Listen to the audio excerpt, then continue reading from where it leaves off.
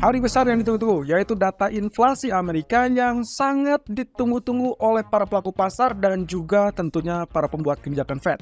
Kali ini sebetulnya kita akan melihat dari dua sisi, yaitu inflasi inti dan juga inflasi utama. So, bagaimana skenario yang harus kita hadapi atau yang bisa kita manfaatkan untuk nanti malam?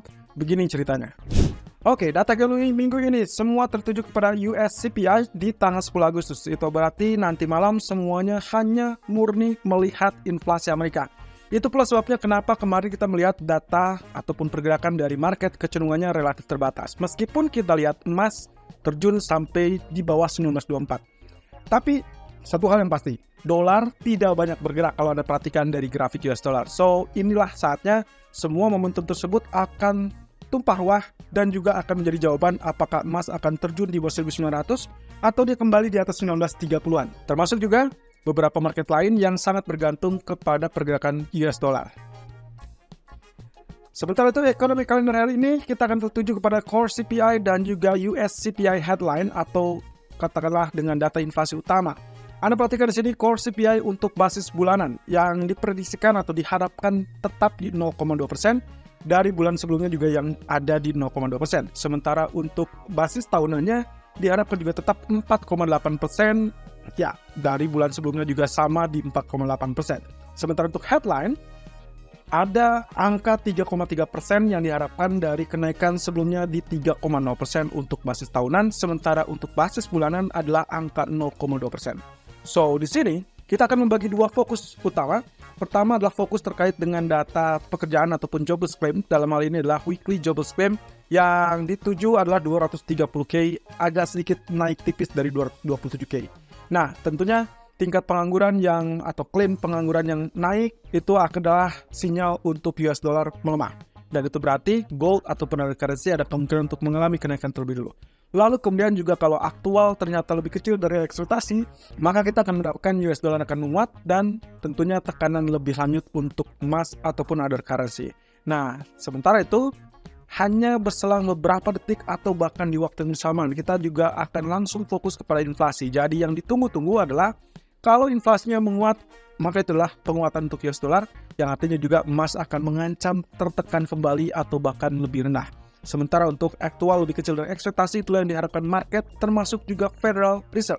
Jadi yang ingin kita lihat di sini adalah apakah angka-angka ini akan dilawan alias kita menemukan angka di bawah area tersebut atau kecenderungan sama.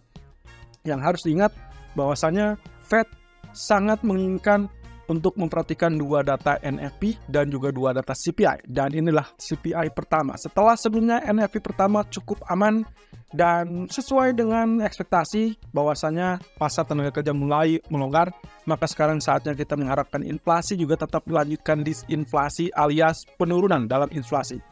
Kalau misalnya kita dapatkan katakanlah untuk basis tahunannya di bawah 3% saja, well, ini adalah sinyal yang cukup bagus dan euforia untuk market terhadap apa yang diharapkan dari Fed, yaitu menghentikan laju kenaikan suku bunga. Tapi kalau ternyata masih di atas 3,3 atau bahkan di atas 3,5, saya rasa ini akan menjadi peluang atau bahkan mengikis peluang untuk Fed menghentikan laju kenaikan suku bunga. Nah, tapi di sini saya akan menunjukkan beberapa hal utama yang terkait dengan inflasi malam ini. Yang harus kita soroti ada dua, Core CPI dan CPI itu sendiri. Ekspektasinya adalah angka 0,2%. Ini adalah untuk basis bulanan, teman-teman. Jadi CPI monthly ataupun Core CPI monthly. Perhatikan di situ ekspektasinya sama 0,2% dari angka bulan sebelumnya juga 0,2%. Jadi, kalau misalnya angkanya yang dirilis adalah aktualnya di antara kisaran 0,2 sampai 0,3%, kemungkinan tidak akan terlalu berpengaruh signifikan. Artinya, risk aset masih aman dan dia bisa rebound atau bahkan emas pun punya kesempatan untuk naik kembali at least mungkin di atas 1935. Tapi kalau angkanya jauh di atas 0,3%, katakanlah mungkin 0,4%, maka hati-hati, inilah yang akan memicu juga inflasi tahunan ataupun inflasi bulanannya juga mengalami kenaikan. Jadi kalau kita lihat di sini, risk aset berpotensi mengalami tekanan, sehingga kemungkinan yang dimaksud dengan risk aset termasuk dengan other currency yang berlawanan dengan US dollar. Itu berarti pound sterling, euro, atau bahkan Australian dollar.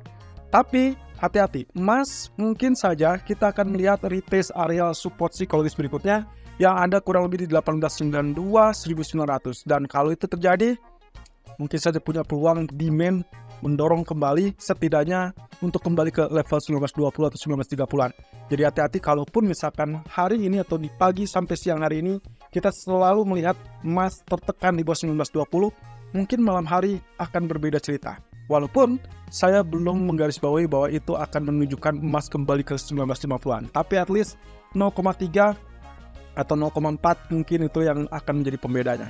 Nah sementara kalau angkanya di bawah 0,2%, ini adalah momentum yang sangat bagus. Sehingga kemungkinan harapan terkait dengan mungkin Fed akan mengakhiri siklus kenaikan itu akan kembali berkembang dan emas punya tahanan yang cukup bagus di 1900 untuk kembali menguji 1935 atau bahkan 1945. Nah, tapi yang jelas, jangan lupakan bahwa data yang akan selalu ditonjolkan atau yang paling utama dilihat adalah 3,3% dari inflasi headline. Dan kalau itu terjadi, sebetulnya juga lagi-lagi sesuai ekspektasi atau tidak, atau lebih tinggi atau bahkan lebih rendah. Jadi kalau seperti ini, berarti yang kita akan hadapi adalah skenario-nya seperti demikian. Ada 4 skenario di sini kurang lebih dengan angka inflasi utama yang diperkirakan 3,3% mengalami kenaikan dari previousnya 3,0%. Perhatikan di sini. Skenario pertama adalah aktualnya lebih tinggi daripada ekspektasi. Kita mungkin berpikir akan ada di kisaran 3,3 sampai 3,5%. Dolar kemungkinan akan mengalami kenaikan, tapi dengan harapan kenaikan tersebut adalah relatif terbatas.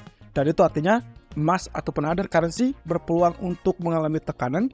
Tapi hati-hati, 1900 mungkin akan menjadi support yang cukup efektif. Tapi kalau ternyata aktualnya jauh lebih tinggi daripada ekspektasi, saya perkirakan mungkin di atas 3,5%, ini akan menjadi catatan khusus dan juga kekhawatiran kembali kepada kenaikan suku bunga yang tinggi. Dan itu akan sangat mendorong US dollar untuk mulai kenaikan strong bullish dan strong bearish untuk emas other currency. Sementara untuk skenario ketiga, kita perkirakan mungkin aktual lebih kecil daripada ekspektasi. Anggap saja angkanya